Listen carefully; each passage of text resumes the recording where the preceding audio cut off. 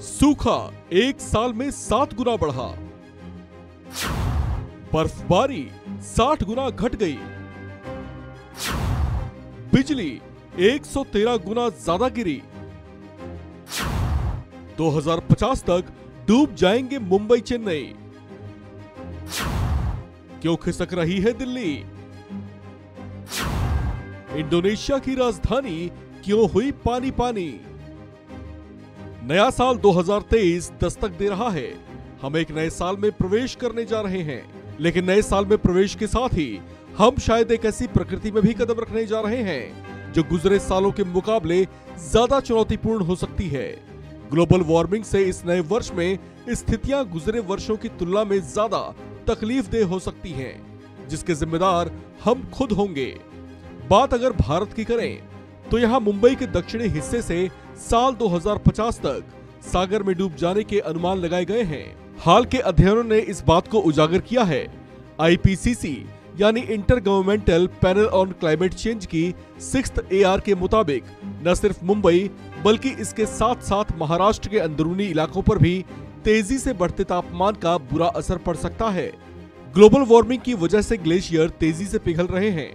पहाड़ी हिस्सों में होने वाली बर्फबारी में भी बड़ी कमी दर्ज की गई है, जबकि इसके उलट तटीय इलाकों में समुद्र का जलस्तर बढ़ने से भारत समेत दुनिया के कई देश प्रभावित हो रहे हैं। आलम यह है कि इंडोनेशिया अपनी नई राजधानी बनाने की तैयारियों में लगा हुआ है, क्योंकि इसकी राजधानी जकार्ता तेजी से जलमग्न होती जा रही है। ये परेशानी यहाँ साल दर साल बढ़ती ही जा रही है। उधर भारत में मुंबई और चेन्नई जैसे शहरों में भी ग्लोबल वार्मिंग का बुरा असर देखने को मिल रहा है। यहाँ पर बेतरतीब बरसात और शहरी व्यवस्थाओं की मार ऐसी है कि यहाँ के निवासियों को हर साल परेशान होना पड़ रहा है। बात मुंबई की करें तो यहाँ एक और जहाँ समुद्र का जलस्तर बढ़ा हुआ है, वहीं शहर का ड्रेनेज सिस्टम दशकों से अपग्रेड ही नहीं किया गया, जिसकी वजह से बरसात के दिनों में यहाँ की सड़कें लबालब पानी से भर जाती हैं। कुछ ऐसे ही हालात चेन्नई में भी दिखाई देते हैं। बात राष्ट्रीय राजधानी दिल्ली की करें तो यहाँ भी हालात खराब ही हैं। रिपोर्ट्स के मुताबिक दिल्ली में 100 वर्ग किलोमीटर का हिस्सा प्रभावित है, जहाँ जलस्तर काफी नीचे पहुंच चुका है। विशेषज्ञों का कहना है कि इसकी वजह से दिल्ली की जमीन कुछ अस्थिर हो सकती है और भविष्य में गंभीर परिणाम दिखा सकती है। देश के दूसरे हिस्सों का भी यही हाल है। तेजी से वेटलैंड यानी वो जगहें जो पहले पानी वाले क्षेत्र हुआ करते थे, वो अब तेजी से ड्राई लैंड में तब्दील होते जा रहे हैं। भूमिगत जल का दोहन हो रहा है तो कंक्रीट के शहरों में ऐसी व्यवस्था कभी दिखती है जहां भूमिगत जल के स्तर को मेंटेन रखा जा सके।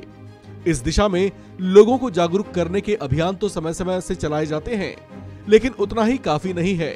आधुनिक दौर में दुनिया भर में रहन सहन के तौर तरीके जैसे दिखाई दे रहे हैं और मानव आबादी जिस तरह से साधन संपन्न बने रहने की होड़ में रहती है, उसका बुरा असर हमारी प्रकृति पर दिखाई दे रहा है।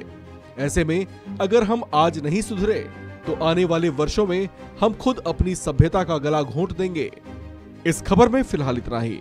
बाकी अपडेट्स के लिए बने रहिए वन इंडिया हिंदी के साथ।